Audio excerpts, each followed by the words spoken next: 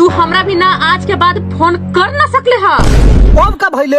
का होला तोरा पता ना हो कि का होला? का भइल बा? बात के घुमा मत, साफ साफ बताओ का भइल बा। आज के बाद छूटा छुटी। छुट्टा छुट्टी एकरा मतलब रे? छूटा छुटी के मतलब तू समझतो ना? हा ना अब हम तोरा पर ना रहबू, अब तोरा दूसर मिलता हुआ ना, मिलित हवा ना तो हमरो मिलता है। का समझला? अरे हमारा के कहा ये दूसर मिलता भाई? हम तो दिन भर ये कामे करे में फंसा रहता नहीं, हम कहाँ दूसर फंसा होता रे? चंदनवा कहे थल ना कि ये भाभी भैया दूध को कंपनिया में माल रख ले हतून। अरे तू भौजाई लगबी, तोरा से मजाक करत है, उ झूठ बोलत रहल रे। वो झूठ बोले चलतीन, वो सच बोले चलतीन। जब तोरा यही करे लगी हलवा तो हमरा से काहे ला बियाह कैले हला, काहे लगी कैले हला? अरे हम केहू से ना बतियाई ना रही, सरवा हमन के तलाक करावल चाहता।